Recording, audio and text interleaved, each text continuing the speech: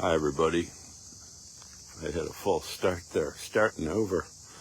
Jim Ostrowski with another edition of the Liberty Moving podcast back on the old North Buffalo bike path where it all started. I was just, I see a deer up ahead there. I started walking just to lose weight because I had to give a big speech and turned into a daily habit. There's so many different health benefits, but I'm working on finalizing the formatting for the affordability book. I wasn't even going to do a podcast today, but I saw a tweet that really pissed me off. There's a couple of deer. I saw a tweet that really pissed me off by, how do I turn this around here? Here we go.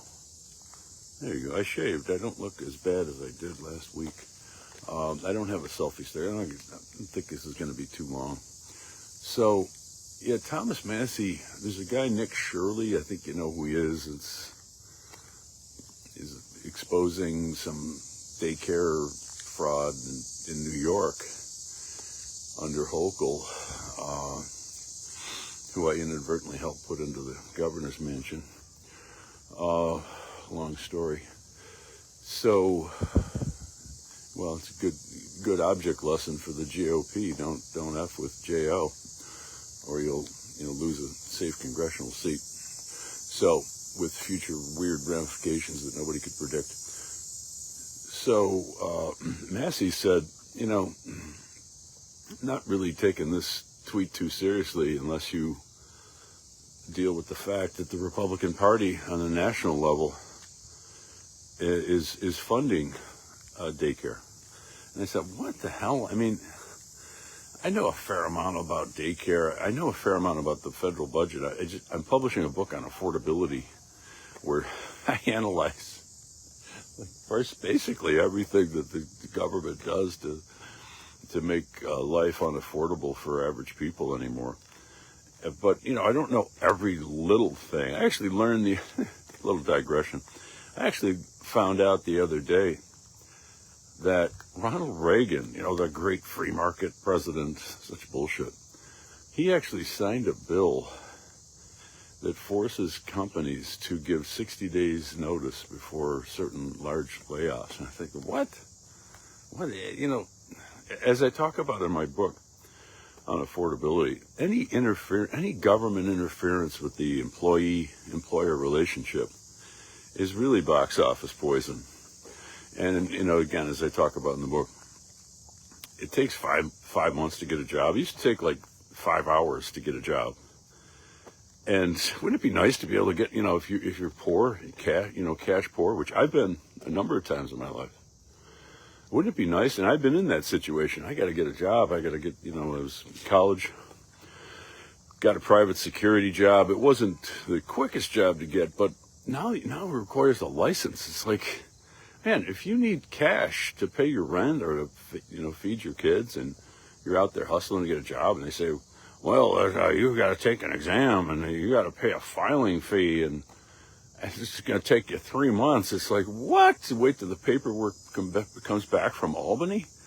This is the stuff I'm talking about in the book, but I'm digressing.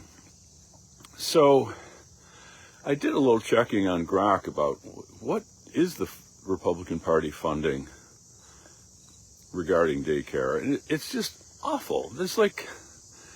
It's $13 billion that the federal government puts into daycare. Why? I don't know. I mean, why is the federal government involved? First of all, I think daycare sucks. I'm sorry. I know I'm going to offend a lot of people. I don't even care anymore.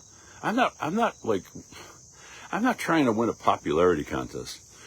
You know the contest I'm trying to win? I'm trying to win a truth contest. I'm trying to speak the truth. I have arranged my affairs so that I could basically say anything about anything and not have to worry about ramifications or losing a job or losing this or that, losing an election. I don't really give a shit. Coming. Yep. Bike going by. But, it's not even about whether you think daycare is good or bad? I think daycare is bad. We never did daycare. And I can hear all the voices out there. So, we're in a situation, you don't understand. I fucking totally understand. I totally understand why people use daycare. I totally get it. It's a subject of my book. It's been the subject of many books and many articles, and it's an unwritten book.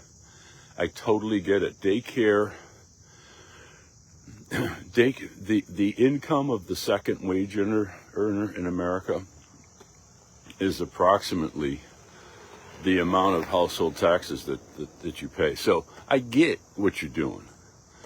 You're putting the kids in daycare so you can go out and work, so that the progressive big government's tax bill can be paid. Now, oh no, that's not what I'm trying. I know it is not. Do I look stupid to you? Do I look stupid to you? I know that's not what you have in your mind. I'm talking about objective reality. What is the objective, real function of daycare?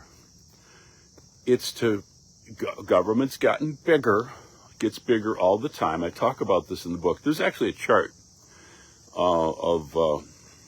I have a little bit of a chart. You've probably seen it before. The growth of the Federal Register. It's kind of a crude, like, Trumpian way of measuring regulation, but it corresponds with reality, so I think it works. Government's gotten bigger over the years. It's grown steadily since 1913. This is what the book is about. The book will be out next week.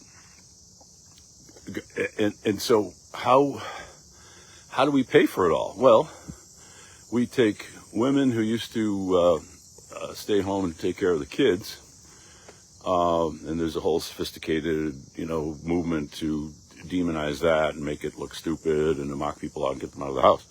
But we got them out working, and in order to have them working, we have to do daycare, and then the second wage earner's total income basically pays for the tax bill. I get daycare, but I'm not even talking about whether daycare is good or bad. Blah blah blah blah. Should it be socialized? Like, what the fuck? Why should I, who avoided daycare because we busted our balls and arranged our lives to avoid it, even though we're not rich. We weren't poor, but we're not rich. We weren't rich. I'm never going to be rich. Why should I be forced to pay for somebody else's daycare? And then here's the kicker, and I'm not going to be too long because I think I've already made my point. So I'm not talking about whether daycare is good or bad. Really, sort of am. A little white lie. I'm talking about whether the government should subsidize it, which is even a further stretch. And now the final stretch.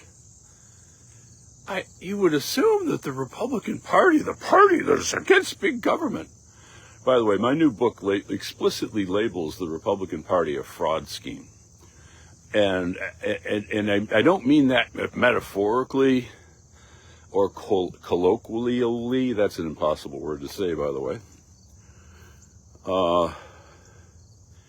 I mean that in the technical legal sense of legal fraud that you could be prosecuted for in a court. It never will happen. They're not going to prosecute Donald Trump for fraud. Well, Trump never even talks about small government, but, the other Republicans.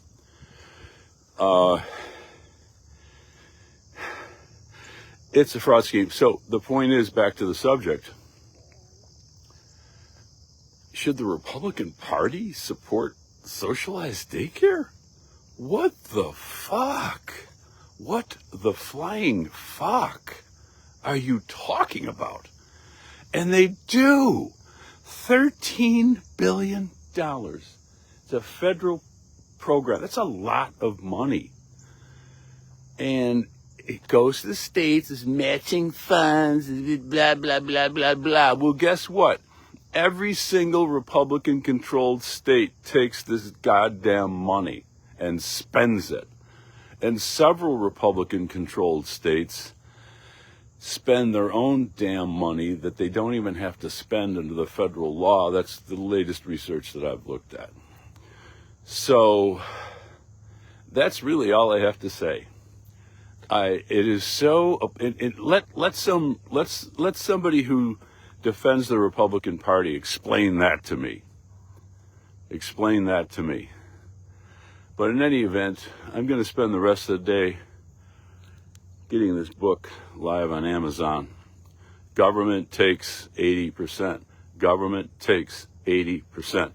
That should be a bumper sticker. Met with my PR person.